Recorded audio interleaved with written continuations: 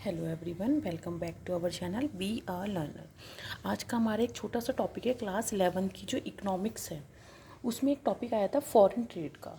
Foreign trade का topic मैंने shorts में बनाने का ट्राई किया था, बट ये टॉपिक इतना बड़ा जा रहा था कि वो शॉर्ट्स में नहीं आ पा रहा था, इसलिए मैं इसका वीडियो बना रही हूँ। और ये इतना इंपॉर्टेंट टॉपिक है, इसको हम ऐसे छोड़ भी नहीं सकते हैं। तो स्टार्ट करते हैं। फर्स्ट चैप्टर है Indian economy on the eve of independence. उसमें टॉपिक आता है state of foreign trade during colonial rule. सबसे पहले जान लेते हैं कि फॉरेन ट्रेड क्या है, उसके बाद पढ़ेंगे कि कॉलोनियल रूल में फॉरेन ट्रेड की स्टेटस क्या था। Foreign trade means the exchange of goods and services between two or more countries, borders और टेरिटरीज। फॉरेन ट्रेड का मतलब होता है कि दो देशों, उनकी जो बॉर्डर्स है और जो उनकी टेरिटरीज है, उन दो देशों या दो से अधिक देशों के बीच में जो हमारे गुड्स और सर्विसेज का जो क्या होता है एक्सचेंजमेंट होता है, उसको बोलते हैं foreign trade. From the time of independence, India has been one of the important trading countries, exporting primary items like cotton, raw silk, sugar, wool, jute, indigo, etc. Independence या स्वतंत्रता के टाइम से क्या था, जो इंडिया था हमारे एक इम्पॉर्टेंट ट्रेडिंग कंट्री में इंक्लूड किया जाता था, जिसमें कि प्राइमरी आइटम जो थे वो एक्सपोर्ट किए जाते थे, जैसे कि हमारा कॉटन, रॉ सिल्क, कच्चा सिल्क जो होता है, sugar, wool, jute and indigo etcetera. After the British took over India and started their colonial rule, जब ब्रिटिश हमारे इंडिया में आ गए और उन्होंने अपना जो रूल स्टार्ट कर दिया, India's foreign trade situation change drastically. अब इंडिया की जो फॉरेन ट्रेड की सिचुएशन थी कि बहुत ज़्यादा परिवर्तित हो गई।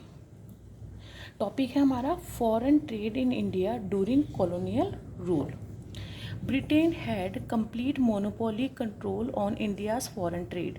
अब ब्रिटेन ने क्या किया था, इंडिया की जो फॉरेन ट्रेड पॉलिसी थी उस पर अपना एक अधिकार जमा लिया था पूरी तरीके से। Britain was the manager of India's accounts and all kinds of trade that occurred at that time were authorized by the British। अब ब्रिटेन ने क्या किया, ब्रिटेन के जो मैनेजर थे उन्होंने इंडिया के अकाउंट यानी इंडियाज़ पर पूरी तरीके से कंट्रोल करके, और जो उसके सभी तरीके के जो व्यापार थे अपने टाइम पर उन्होंने उनका ऑथोराइज ले लिया था, और इसी को कहा गया था ब्रिटेन की मोनोपोली यानी ब्रिटेन का एकाधिकार। आगे है half of the foreign trade off India was with Britain while the rest half was with other countries like साइलोन at this time, Sri Lanka, China and Persia at this time, Iran. Half जो trade था हमारा वो तो Britain के साथ था, लेकिन जितना जो बचा हुआ आधा था वो हमारी अदर कंट्रीज़ के साथ था, जो कि वर्तमान में श्रीलंका है, चाइना एंड वर्तमान में ईरान है। This shows that India's foreign trade was totally controlled by British rulers. अब जिससे पता चलता है कि जो हमारा इंडिया का जो फॉरेन ट्रेड था वो पूरा तरीके से ब्रिटिश के जो शासक थे उनके द्वारा चलाया जाता था, या टोटली कंट्रोल्ड था। Indians could hardly took part in the trade and most of the businesses were carried out by the British on India's behalf. अब इंडियंस जो थे उनका मतलब मुश्किल से कुछ ही जो एक ऐसा अंश था जो कि ट्रेड में हिस्सा ले पाते थे, और जो बिजनेसेस थे, जितने भी व्यवसाय थे, उसको ब्रिटिश चलाते थे इंडिया के बिहाफ पर। The Suez canal was establish in 1869 which enhanced India's trade connection with Britain. जो स्वेज कैनल थी उसका इस्टेब्लिशमेंट हुआ था 1869 में, जिसकी वजह से ही इंडिया का जो ट्रेड कनेक्शन था ब्रिटेन के साथ बढ़ा था। This was an example of how the British looted India by large scale export at marginal cost। ये एक एग्जाम्पल हो गया था कि ब्रिटिश ने क्या किया था, हमारे इंडिया को लूट लिया था बहुत ही अधिक क्वांटिटी पे एक्सपोर्ट करके। India's did not benefit in any manner due to such policies of the British. British की जो नीतियाँ थी उनके अकॉर्डिंग क्या था, इंडियंस को कोई भी मतलब बेनिफिट नहीं हो रहा था। Indian businessmen had no say in the matters of foreign trade and it was just 100% monopoly of Britain। अब जो इंडियन के बिजनेसमैन थे उनका कोई भी हिस्सेदारी नहीं बन पा रही थी फॉरेन ट्रेड में, और 100% जो मोनोपोली थी ब्रिटेन की, जो एकाधिकार था वो इंडिया में हो गया था। आगे है कॉलोनियल रूल में export and import. India had become a net exporter of raw materials during the British Raj. अब जो ब्रिटिश का जब समय था उस टाइम पे इंडिया क्या था, एक तरीके का पूरी तरीके से एक्सपोर्टर बन गया था रॉ मटेरियल का। The items exported from India including raw silk, cotton, wool, sugar, Indigo, jute etcetera. ये जितने भी आइटम्स हैं या ये सारे एक्सपोर्ट किए जाने लगे थे। This meant that the British establish there authority over the natural agriculture resources of India. अब इसका मतलब क्या था, जो ब्रिटिश थे उन्होंने पूरे तरीके से अपना अधिकार जमा लिया था अब हमारे जो प्राकृतिक संसाधन थे इंडिया के उनके ऊपर, and took away every raw material from Indian geography to their nation. और जितने भी हमारे कच्चा माल थे हमारे इंडिया से वो अपने नेशन की तरफ ले जाने लगे। These raw materials were the converted to finished goods and light machinery that were imported and sold in India। अब जितना भी उन्होंने कच्चा माल हमारे इंडिया से लिया था वो एक फिनिश गुड में उसको कन्वर्ट करके और हल्की मशीनरी करके वो हमारे इंडिया में ही उसको क्या करने लगे, इंपोर्ट करने लगे। मतलब एक्सपोर्ट भी हमारे उससे करना और इंपोर्ट भी इधर।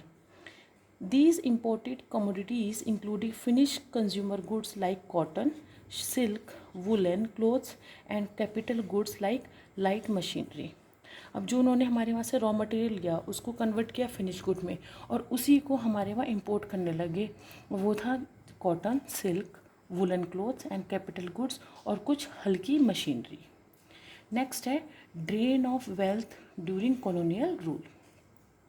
The drain of wealth refers to economic policies in which economic resources away from a country without paying the proportional amount of wealth to the country। Drain of wealth का मतलब है हमारी जो आर्थिक जो नीतियां हैं उससे संबंधित है, जिसमें कि जो आर्थिक संसाधन है इंडिया के वो हमारी कंट्री से बाहर ले जाए गए विदाउट पेइंग, बिना किसी एडिशनल अमाउंट के वेल्थ को हमारी कंट्री को दिए बिना। आगे है इन अदर वर्ड्स, अगर हम दूसरे शब्दों में देखें तो the drain of wealth is a policy to loot the country. जो ड्रेन ऑफ वेल्थ की जो पॉलिसी थी उसका मतलब पूरा मतलब क्या था, लूट द कंट्री, कंट्री को लूटो। The British took advantage of its position and exported raw materials in large quantities. अब ब्रिटिश ने क्या किया, अपनी पोजीशन का गलत फ़ायदा उठाकर हमारे इंडिया की जो एक्सपोर्ट रॉ मटेरियल्स था उसको लार्ज क्वान्टिटी में अधिक मात्रा में एक्सपोर्ट किया। The British empire did not pay India for its product. अब जो उन्होंने हमारे वहाँ से मटेरियल लिया उसका कोई भी इंडिया को पेमेंट नहीं किया या कोई भी किसी भी प्रोडक्ट का कोई कुछ नहीं दिया। They were only interested in doing injustice and illegal trade with India.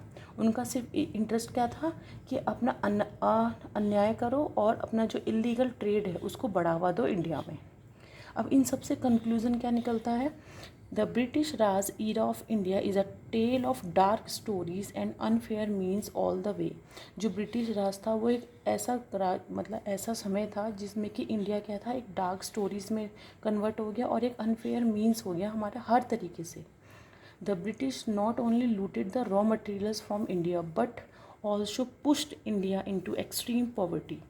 British ने सिर्फ हमारे इंडिया में रॉ मटेरियल्स की लूट नहीं, ना ही हमारे इंडिया को लूटा, बल्कि इंडिया को एक गरीब, सबसे ज़्यादा गरीब अवस्था में भी डाल दिया था।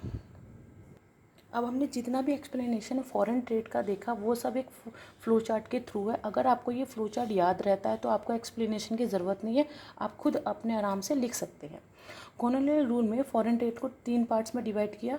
British monopoly on foreign trade, अपनी उन्होंने एकाधिकार जमाया जिसमें कि उन्होंने क्या किया, अपनी मोनोपोली को कायम रखा ओवर एक्सपोर्ट और इंपोर्ट पर। और जो more than half of Indians थे वो क्या हो गए थे, ब्रिटेन तक ही सीमित रह गए थे, ब्रिटेन तक ही उनका बिजनेस चलना था।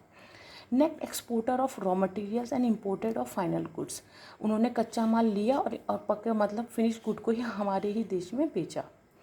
Opening of Suez canal, Suez canal को ओपन किया था 1869 में बनी थी। और जो उन्होंने एक इसके रूल्स रखे थे कि आप कोई भी अपना सेल जो है अफ्रीका के बाहर नहीं कर सकते, और जो ट्रांसपोर्टेशन का कॉस्ट था उसमें भी रिडक्शन था। ड्रेन ऑफ इंडियन वेल्थ, अब इंडियन वेल्थ का ड्रेन हुआ था जिसमें कि ह्यूज एक्सपोर्ट हुआ था surplus due to huge export volume के साथ। एक्सपोर्ट सरप्लस बहुत ज़्यादा था और जो कि ब्रिटिशर्स को बेनिफिट किया था। तो ये था आज का वीडियो, आप वीडियो देखिए। अगर वीडियो पसंद आए तो लाइक शेयर एंड सब्सक्राइब कीजिएगा for the next upcoming videos के लिए। Thank you.